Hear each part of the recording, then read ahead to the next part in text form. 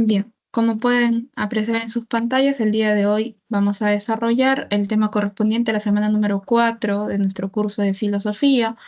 Como lo comentamos en la primera sesión, bien, primero lo que vamos a hacer es una visión histórica respecto de las etapas de la filosofía, las etapas más resaltantes. Y por ello que el día de hoy llegamos a esta etapa de la filosofía contemporánea desarrollada más o menos en la segunda mitad, a partir de la segunda mitad del siglo XIX hasta nuestros días, el siglo XXI. Bien, vamos a revisar eh, los, eh, los sistemas, las propuestas más importantes de los filósofos más resaltantes a la vez que corresponden a esta etapa de la historia de la filosofía. Entonces, comenzamos. En tu pantalla tienes a eh, probablemente el filósofo alemán más representativo de esta época, el señor Georg Wilhelm Hegel, padre de una corriente que es conocida como el idealismo absoluto. ¿Qué nos propone Hegel con esto del idealismo absoluto? Para Hegel, a través de la filosofía, nosotros podemos estudiar toda la realidad. Esto quiere decir que nosotros podemos llegar al conocimiento absoluto de las cosas. Bien, eh, el sujeto, nosotros, un sujeto que tiene la capacidad de la razón, a través de esta razón, de su mente, puede captar pues el conocimiento que yace en los objetos. Em, para Hegel, todo lo que se encuentra en la realidad, bien, se puede estudiar a través de un método que va a ser el método de la dialéctica, que luego vamos a ver cómo es que se desarrolla este método. Además, todo lo que yace en la realidad a través de este movimiento dialéctico se da por necesidad, es decir, tiene que suceder de esa manera. Bien, no sucede gracias al azar, no es contingente, por lo tanto es necesario. Bien. Y esto se ejemplifica claramente en una de las frases más conocidas de este filósofo que nos dice, todo lo real es racional y todo lo racional es real. Todo lo real es racional en tanto que todo lo que está en el mundo está por una razón que a la vez es lógica, coherente, eh, tiene un hilo conductor para ser, para estar en la realidad. Y todo lo racional es real porque lo racional nos va a remontar a la razón misma, a la idea, es decir, esta idea se va a corresponder siempre, bien, al ser lógica, al ser coherente, se va a corresponder con lo que nosotros podamos ver, captar en la realidad. Existe un concepto importante también dentro de la filosofía hegeliana y este es el concepto del espíritu. Bien, ¿qué cosa es el espíritu? Para Hegel, el espíritu es una fuerza, bien, una sola fuerza que está en el mundo, es decir, una fuerza universal que nosotros como seres humanos tenemos en nuestra razón, en nuestra mente. Esta fuerza nos lleva a algo, nos lleva a querer siempre cambiar las cosas, ¿bien? Que las cosas no se mantengan de una forma durante mucho tiempo. Entonces este espíritu va a ir escalando, si se quiere, va a ir progresando al mismo tiempo en que nosotros cambiamos las cosas que encontramos, que conocemos en nuestra realidad hasta llegar a la cúspide de este cambio y allí nos encontramos con que el espíritu, si se quiere, progresa o evoluciona y se vuelve lo que Hegel va a llamar espíritu absoluto, que es lo que va a estar más cerca de la verdad. Bien, de esta misma forma, ¿no? En este mismo contexto, en este mismo cambio, Hegel va a entender que también se puede analizar, se puede estudiar la historia universal.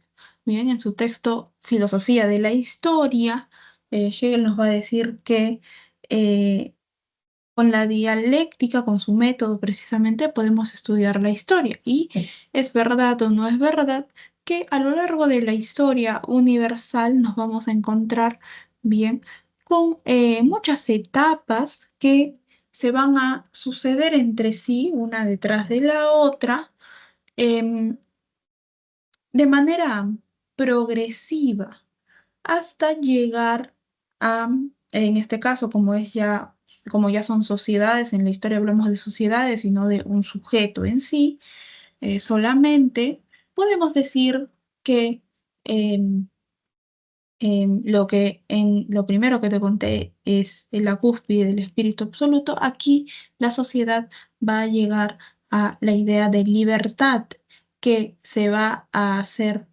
que se va a poder lograr solamente a través de la conformación de un Estado. Bien. Ahora,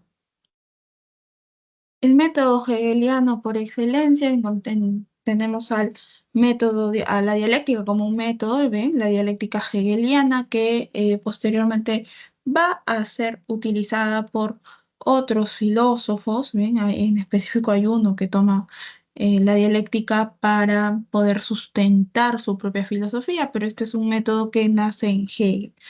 Tenemos tres elementos fundamentales dentro de la figura de la dialéctica. Por un lado, la tesis, que es una afirmación, luego la antítesis, que es la negación de la afirmación, por lo tanto, ambos elementos se contradicen entre sí. Y por último, llegamos a la síntesis, que es la negación de la negación anterior. Em, Esto de la dialéctica hegeliana es un concepto muy citado cuando se habla de Hegel y se puede encontrar su ejemplificación en uno de los pasajes más famosos de su texto más conocido, la Fenomenología del Espíritu. Bien, en la sección dedicada a la autoconciencia encontramos un pasaje titulado La dialéctica de el amo y el esclavo, señorío y servidumbre, la dialéctica del señor y el siervo. Em, en este pasaje, de manera muy corta, podemos decir de manera muy básica, obviamente, porque tiene muchos elementos. Hegel nos dice, nosotros somos autoconciencia, ¿bien? Nosotros somos conscientes de que estamos aquí en la realidad, somos una autoconciencia como sujetos, pero nosotros necesitamos además que otra autoconciencia, otro sujeto, nos reconozca como tal. No podemos estar solos en el mundo, simplemente nosotros diciendo que somos autoconciencia y ya listo. Aquí es donde van a emerger estos dos primeros elementos, ¿no? Dice, tenemos la tesis, el elemento A, y que se encuentra con la antítesis, el elemento B. Cada uno de ellos va a querer que el otro lo reconozca como superior a sí mismo. Bien. Pero obviamente aquí, ¿qué se da? Se da un encuentro, una pelea, una lucha, dice Hegel. Hay una lucha aquí que incluso es una lucha a muerte. Cuando ingresa esta figura de la muerte, uno de estos elementos, bien, va a temer a la muerte. La antítesis teme a la muerte, entonces acepta su papel de siervo frente a la tesis que va a ser el papel de amo. Pero, y bueno, y este siervo va a trabajar, todo el trabajo que haga siempre va a ser para el amo, ¿no? El trabajar la tierra, la cocina, el atender todas las necesidades del amo. Pero ojo, o sea, este amo se erige como amo siempre que tenga el reconocimiento de su siervo. Si desaparece el siervo, ya no tiene esta categoría, si se quiere, de amo, ¿no? Entonces hay una necesidad entre sí mismos. Pero, dice Hegel, en realidad cuando el siervo, como antítesis, acepta su posición, con el trabajo empieza a generar lo que después vamos a considerar la síntesis, ¿no? Con este trabajo para el amo. Con su trabajo va a generar cultura, ¿bien? Cultura. Y allí es donde, bueno, va a cambiar este proceso dialéctico, ¿no? Y en donde se va a dar el progreso precisamente. Bueno, entonces esta es la explicación que nos da Hegel de manera muy corta, bien, porque sabemos que la filosofía hegeliana de por sí es un poco complicada, de el método dialéctico. Bien, tenemos una tesis, tenemos una antítesis, esa antítesis por lo tanto niega la tesis, se contradicen, hay un choque, hay un enfrentamiento entre ambos elementos y allí es donde se origina la síntesis. Bien, entonces estas son las propuestas más importantes, las propuestas fundamentales de la filosofía hegeliana que se desarrolla precisamente en la época contemporánea. A ver, avanzamos y nos encontramos con otro filósofo representativo en este periodo, que es el señor Augusto Comte, filósofo francés. Bien. Em, Comte, conocido universalmente por ser el fundador de una corriente filosófica. Esta es el positivismo. Bien, ¿qué cosa nos dice el positivismo? Para el positivismo, nosotros, bien, nosotros los seres humanos, solamente podemos conocer el mundo, la realidad, la naturaleza, todo lo que yace en el mundo, em, a través de los hechos y de cómo se relacionan estos hechos, estos sucesos, estos acontecimientos entre sí.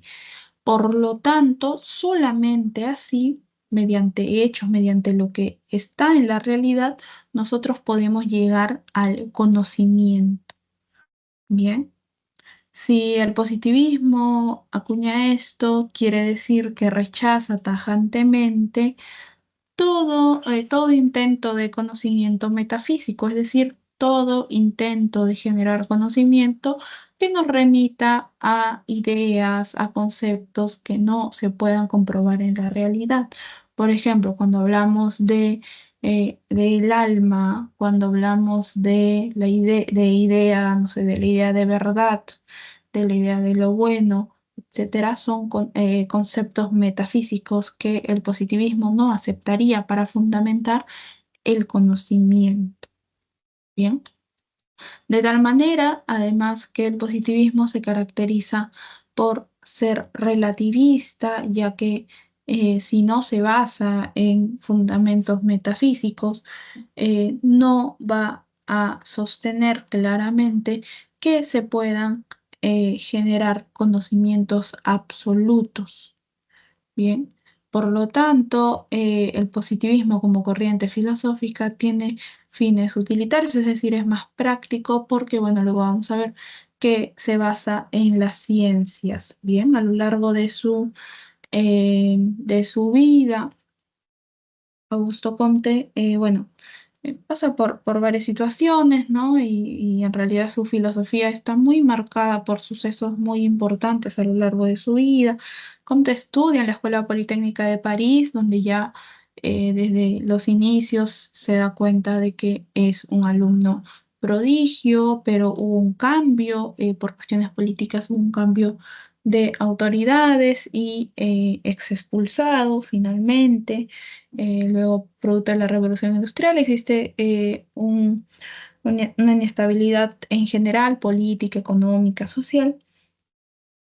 Y bueno, él atraviesa todo esto, siempre estudiando y trabajando eh, como preceptor, como tutor, bien, como tutor en ciencias humanas, etcétera, de algunas personas. Allí es donde conoce a quien él creía que era un buen amigo, quien le pide, luego de conversar mucho, este amigo se da cuenta de que Comte tiene una capacidad de análisis muy grande y le pide escribir un ensayo precisamente sobre lo que estaba ocurriendo en ese momento. Bien, toda esta inestabilidad, toda esta problemática que se da o sea, a nivel político, a nivel económico, a nivel social, Comte lo escribe, es un texto más o menos corto, y este señor llamado Simon, eh, cuando lee lo que escribe Comte, seguramente en ese momento nacieron sentimientos de envidia en él, porque seguramente quiso tener la capacidad para escribir o para interpretar las cosas como lo hizo Comte y firma, este señor que tenía dinero, firma este ensayo de Comte con su nombre y lo manda a la imprenta. Bien, este tipo de situaciones y otras más, por ejemplo, la pérdida de recuerdo, era su pareja, no recuerdo si era su esposa ya, pero una mujer a la que de la que él estaba profundamente enamorado, muere. Entonces, Comte, después de proponer esto, la corriente filosófica llamada positivismo, da un paso más allá. ¿Qué es lo que hace? Eh, Influenciado por muchas cosas que pasaron a lo largo de su vida, seguramente, Comte propone que esta corriente, el positivismo con sus fundamentos, eh, reemplace a la religión. Bien, lo que va a hacer Comte es fundar una iglesia positivista. Eh, Antes de esto, hay que dar cuenta de que para Comte toda explicación de la realidad se tiene que basar en las ciencias, ¿no? Llámese ciencias a la física, la matemática, la química, en ese momento la biología que estaban haciendo recién. Entonces se da cuenta de algo, ¿no? Tenemos muchas ciencias, pero hay una ciencia, no existe una ciencia, hace falta una ciencia que pueda estudiar al ser humano y a la humanidad. Y allí es donde Comte también, por esto es conocido, fundamenta a la sociología como ciencia, hoy ciencia social. Bien, en un primer momento Comte llama a la sociología física social. Porque si dentro de la física encontramos conceptos como estática y dinámica, en la sociología en lugar de estática vamos a hablar de orden y en lugar de dinámica vamos a hablar de progreso. Orden y progreso es una célebre frase que nos remonta a los fundamentos del positivismo. Bien, si nosotros somos un poco curiosos, vamos a dar cuenta que en la bandera de un país vecino a nosotros encontramos esta frase orden y progreso. Bien, como seguramente fundamento de su historia. Bien, en este caso es en la bandera del vecino país de Brasil. Sí, muy bien, ¿no? En la bandera de Brasil vas a encontrar un cintillo, en portugués claramente, que dice orden y progreso, ¿no? Una máxima positivista. Bien, y en torno a la religión, Comte va a proponer, esto es obviamente una propuesta, no es algo que llega a plasmarse, es algo que incluso en su momento fue muy polémico, pero lo que él dice es lo siguiente.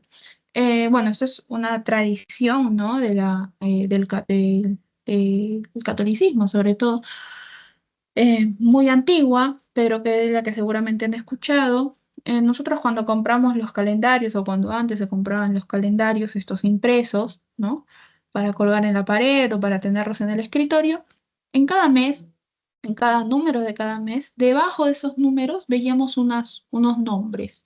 Solían ser los nombres del santo o santa, beato, beata, etcétera, que correspondían a cada día, ¿no? Y hace mucho tiempo, cuando nacía un bebé, por ejemplo, ¿qué es lo que pasaba? Eh, los padres iban al calendario y veían ese día que nació, a qué santo, a qué santa correspondía y le ponían ese nombre, ¿no? Bueno, en la religión positivista, claramente no se va a seguir esto, sino que Comte propone que cada día de cada mes, ya debajo de esos calendarios no encontremos nombres de santos, sino nombres de científicos. Bien, entonces esto va a ser la reconfiguración del calendario positivista. Otro tema interesante dentro de su religión positivista es que como en la Iglesia Católica se tiene al representante de Dios en la tierra, en este caso sería el Papa, ¿no? Quien vive en el Vaticano, conte- claramente en su religión positiva esto no se va a sostener, sino que se pone a sí mismo como una especie de obispo, como el representante, ¿no? De esta religión en la tierra. Ahora, en la religión positiva no se va a adorar a Dios, porque recuerda que el positivismo rechaza cualquier intento de conocimiento metafísico, ¿no? Y si nosotros hablamos de Dios, hablamos de conceptos metafísicos. Entonces, si no se adora a Dios, si no tenemos un Dios al que adorar, si estamos hablando de religión, de fe, ¿qué cosa vamos a adorar? Bueno, producto de el inicio de esta nueva ciencia que funda Comte, nos dice que vamos a adorar a la humanidad, ¿no? A esa figura de la humanidad. La humanidad es el centro y a ellos a la humanidad misma vamos a adorar en la religión positivista. Y bueno, y por último, un dato ya un poco curioso dentro de esto es que, como te comenté, él perdió a la mujer que amaba, ¿no? Producto de una enfermedad, si no me equivoco, y quedó muy, muy marcado por esto.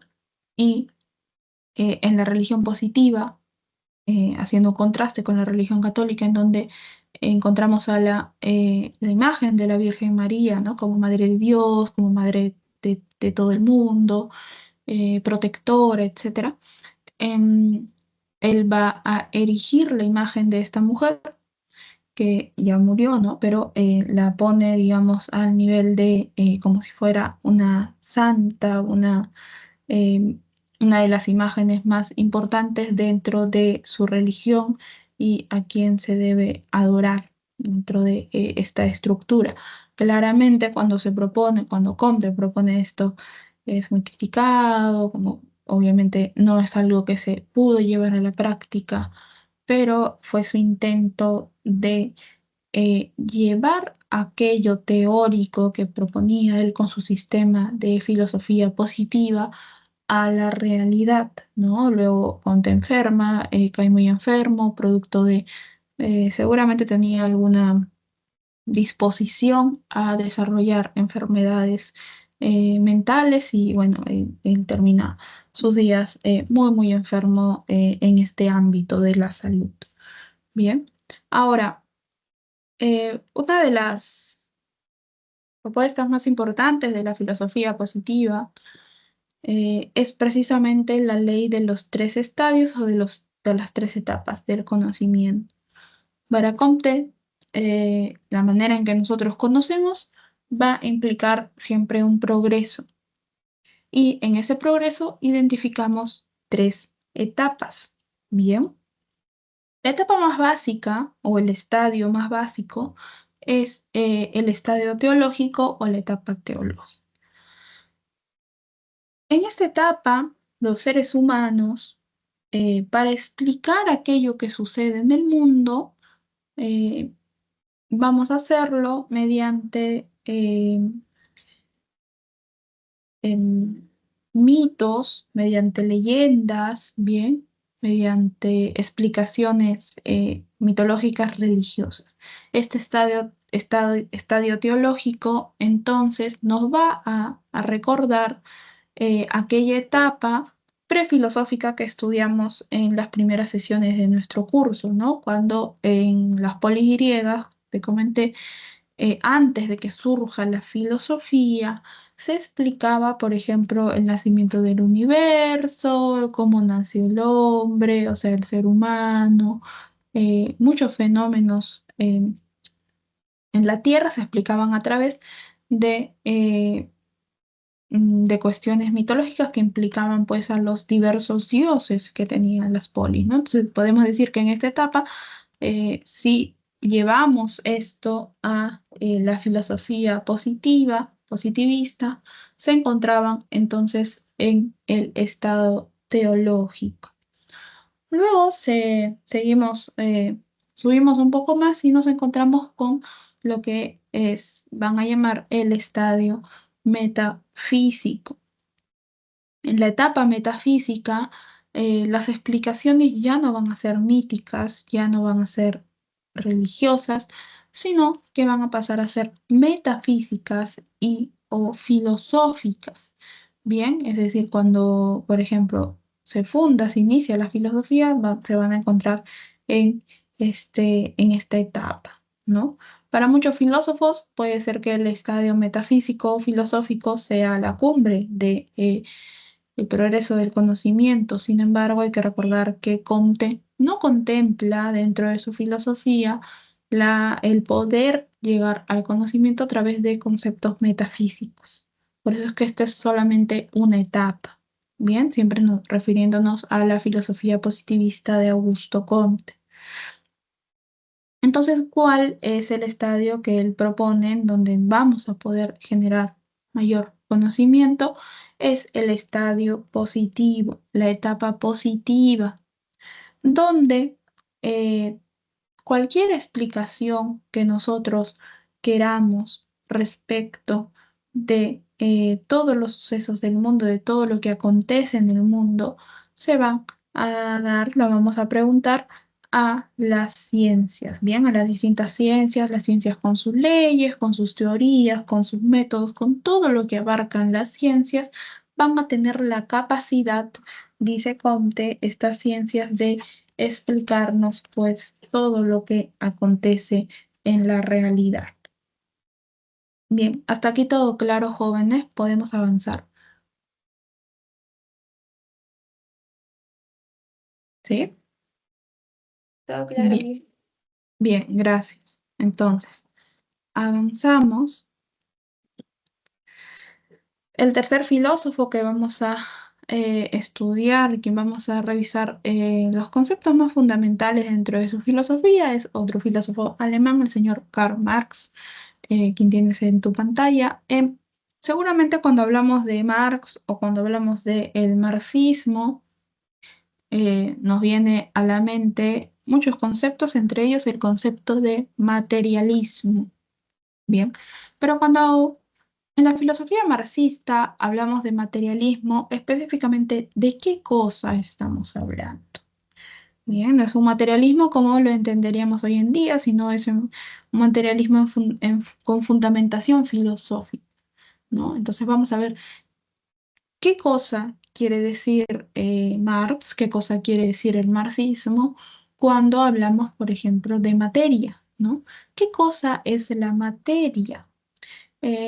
Para Marx, la materia es precisamente el fundamento que va a constituir toda la realidad, todo lo que tenemos en el mundo, la naturaleza, ¿bien? Pero la materia no se debe entender de manera literal como aquello simplemente el objeto que está en la realidad, sino que hay dos formas, ¿bien?, de entender la materia. Eh, la forma más básica, ¿no? Aquello concreto que yace en el mundo, y también podemos entender la materia como aquello abstracto, es decir, la idea, el pensamiento, la conciencia misma, eso también es materia, según el marxismo, ¿correcto? Entonces, después de definir esto, es que podemos pasar a ver otros conceptos propios de el marxismo, muy importantes para el desarrollo de su sistema filosófico.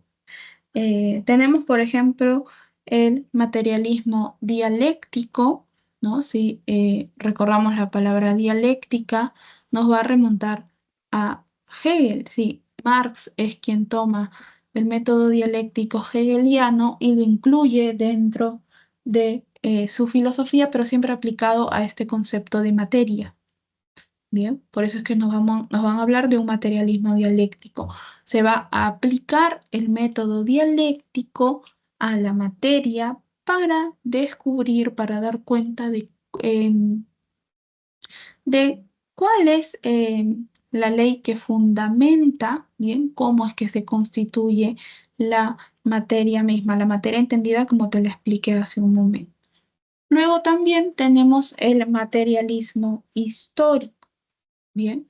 Em, Aquí también se aplica la dialéctica, pero para explicar la historia, para ver cuál es el movimiento de la historia, pero siempre fundamentado en la materia sea concreta o sea abstracta. Bien, a partir de este estudio que se realiza con el materialismo dialéctico y el materialismo histórico, el marxismo nos va a decir cuál es la esencia del ser humano. Bien, ¿cuál es la esencia del hombre? Bueno, podemos hablar de el hombre como un ser, por un lado social y por un lado activo o práctico. El ser humano es social en tanto, al ser parte de una sociedad, tiene la capacidad de transformar eh, todo lo que encuentra a su alrededor. ¿Bien? Y el ser humano es un ser práctico en tanto, puede transformar su realidad, sí, a través de una herramienta que es su herramienta por excelencia, que es el trabajo, pero esto, al ser práctico y o activo, puede también transformarse a sí mismo, puede transformar, por lo tanto, lo exterior, pero también de manera interna. Bien, entonces, este ser, el ser humano como ser social y ser práctico, esto va a constituir la esencia humana, si se quiere, y esta esencia humana, a su vez, es el resultado de las relaciones sociales de producción. Bien, ahora vamos a ver cómo es que estas pueden eh, generar otros conceptos a continuación en la estructura y superestructura que nos propone Marx o nos propone específicamente el marxismo. Bien. Em, en una sociedad vamos a encontrar, en primer lugar, una estructura económica. Bien, entonces encontramos en primer lugar una estructura económica que se compone del ser social, ¿no? Es decir, se va a componer de el ser humano, ¿no? Como en su esencia como social y como activo o práctico. Bien, obviamente el ser social nace a partir de las relaciones sociales de producción que tiene el hombre eh, con los medios de producción y con su trabajo mismo. Bien, así es como se va a generar este ser social que compone la estructura económica. Pero en una sociedad no solamente vamos a encontrar una estructura económica, sino que por sobre la estructura económica va a existir algo que tal vez muchos no se han dado cuenta de esto, ¿no? Pero sobre la estructura económica encontramos una estructura más grande. Al ser una estructura más grande que contiene a la estructura económica, por eso la va a llamar superestructura ideológica. Bien, y aquí vamos a encontrar esto, o sea, otra forma de materia, las formas de pensar.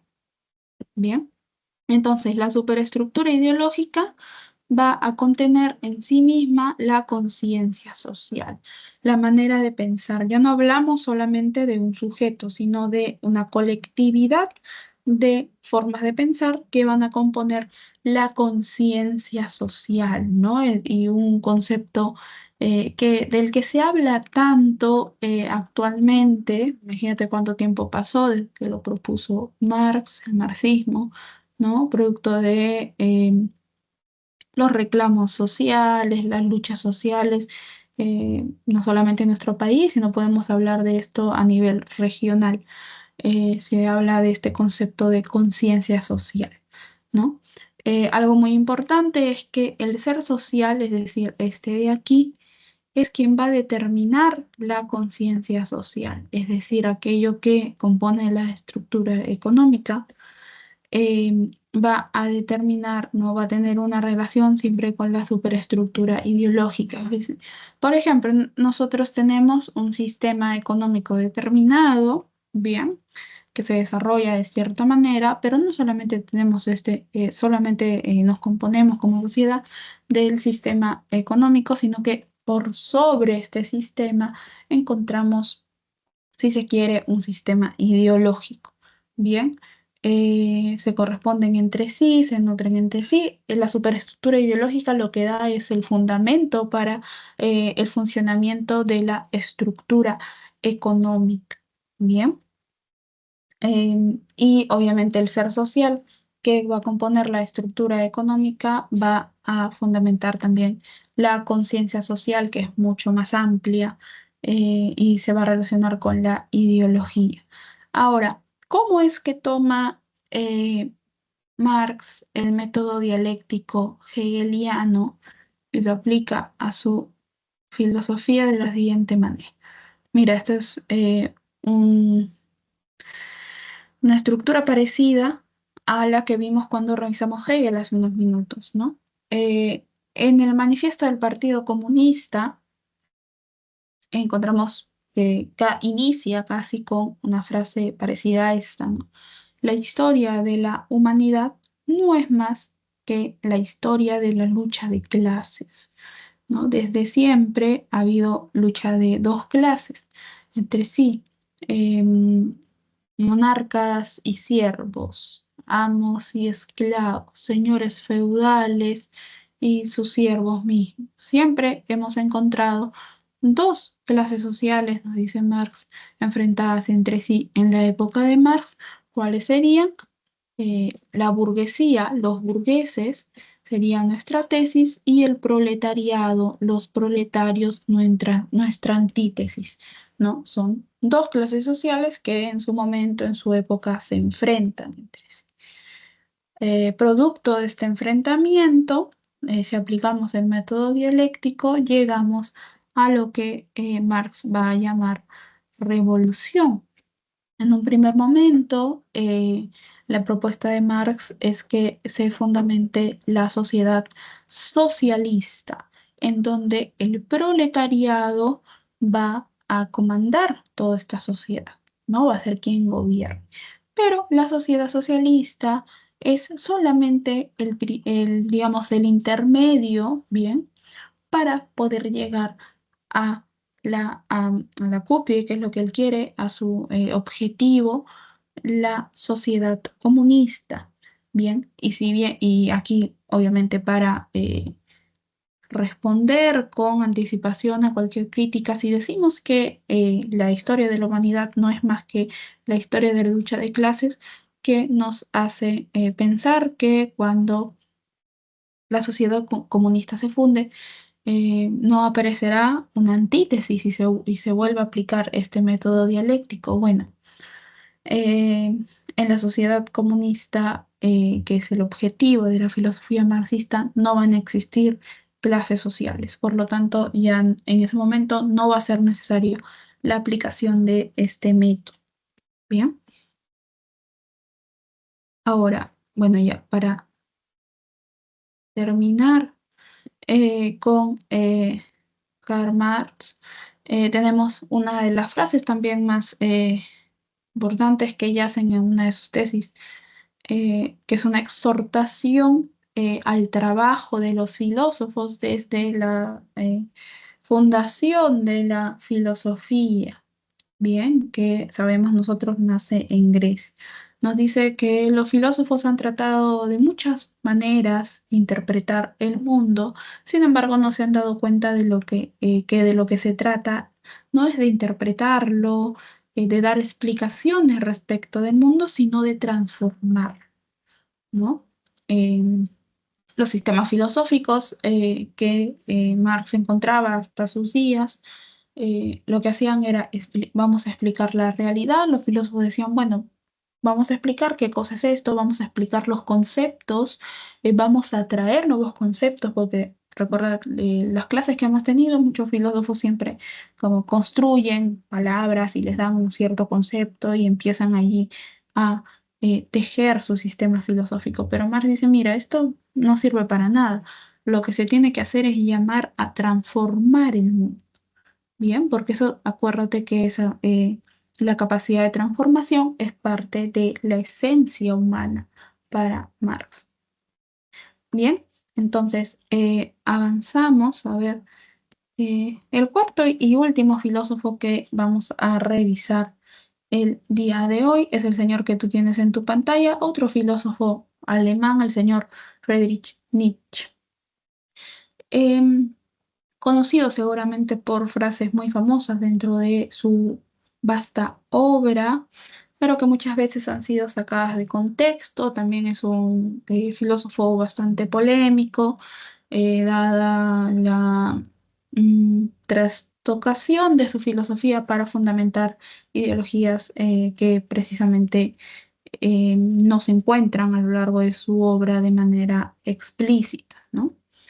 Em, Nietzsche, eh, la filosofía de Nietzsche muchas veces es conocida con este nombre, se dice el filósofo del vitalismo, ¿no? ¿Qué nos quiere decir esta palabra vitalismo, vitalista?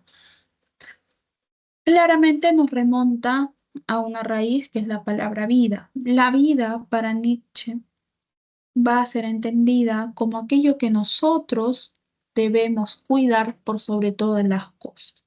Es decir, es el valor supremo por excelencia dentro de esta filosofía.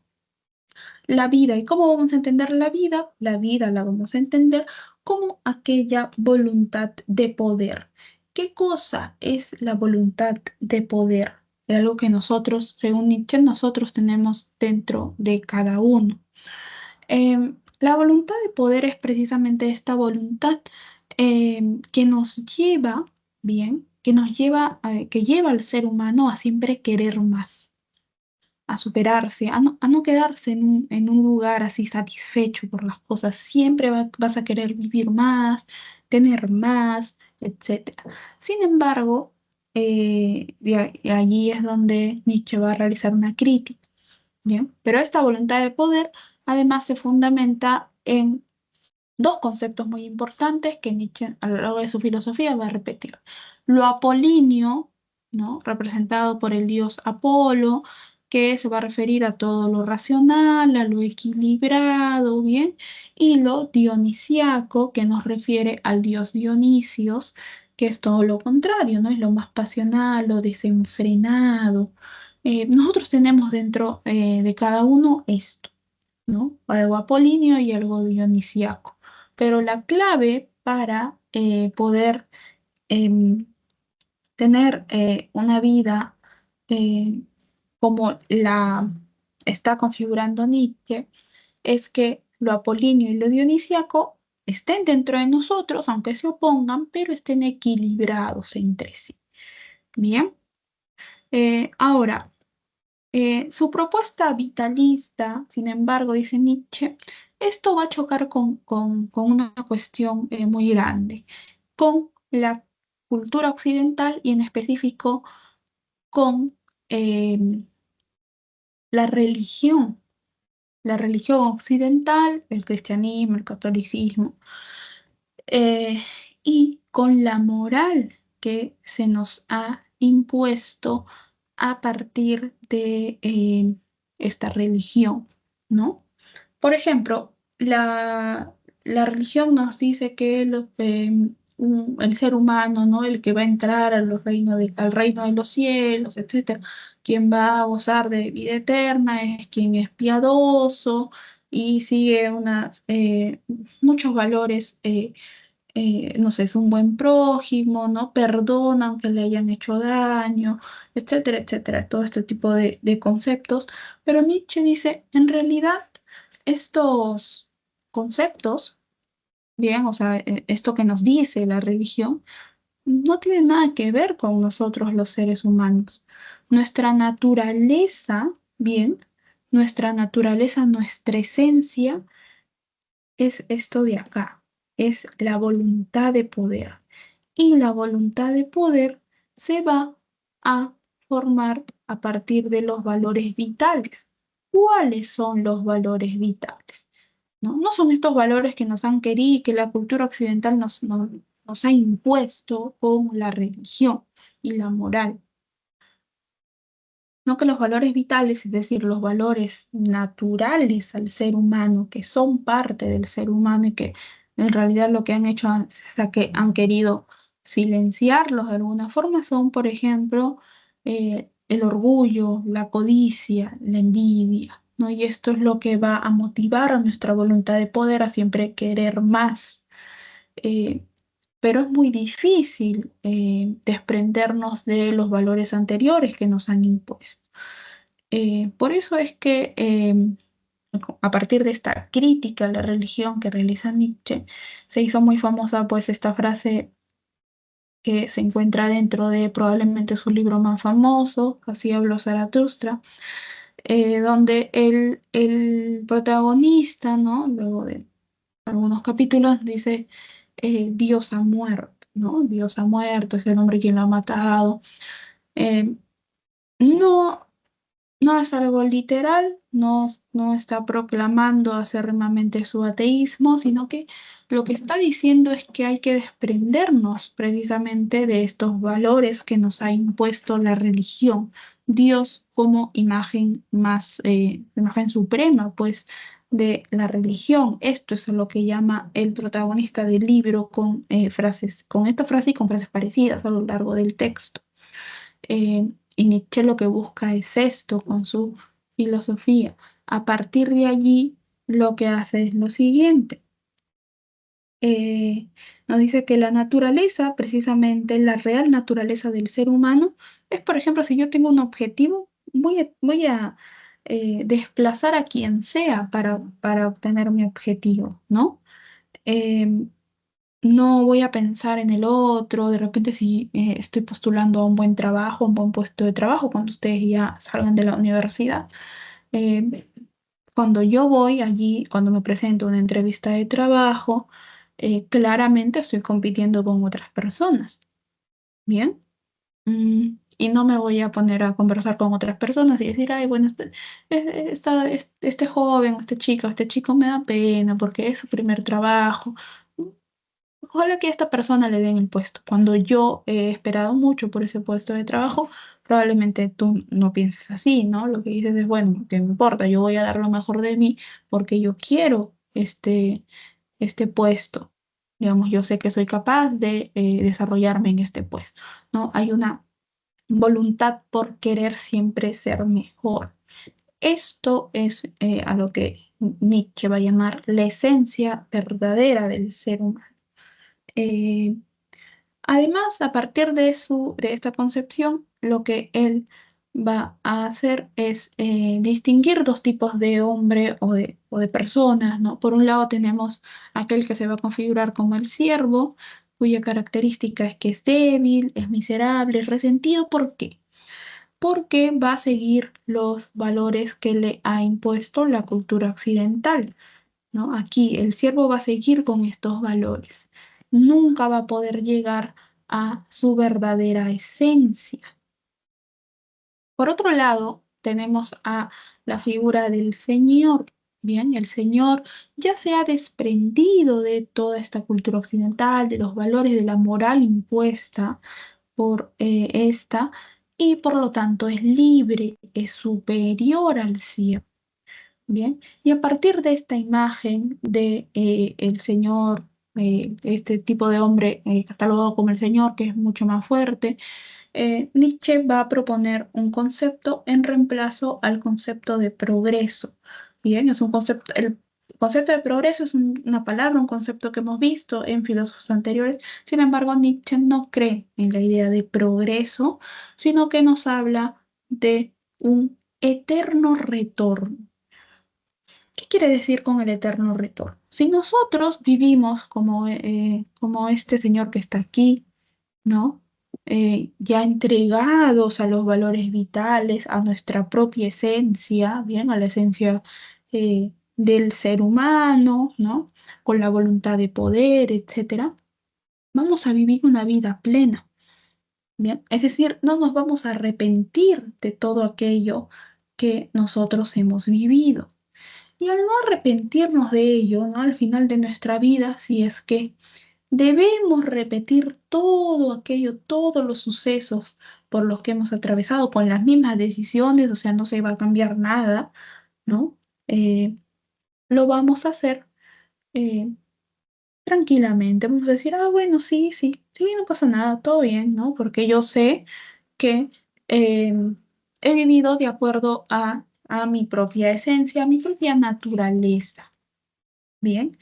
Entonces no le tenemos miedo de alguna forma a esta concepción del eterno retorno. Recuerde que Nietzsche no cree en la idea de progreso, que sí está en la filosofía de autores anteriores, sino que él habla de un eterno retorno, ¿no? Una cuestión circular, no una cuestión progresiva. Eh, Bien, entonces hasta aquí llegamos el día de hoy. Tienes en pantalla las claves de evaluación de esta semana, de la lectura y de los 8 ejercicios. Eh, bueno, muchas gracias a todos por su atención. Les deseo un buen fin de semana y nos vemos el siguiente viernes. Chao, mis cuídense, gracias. Chao.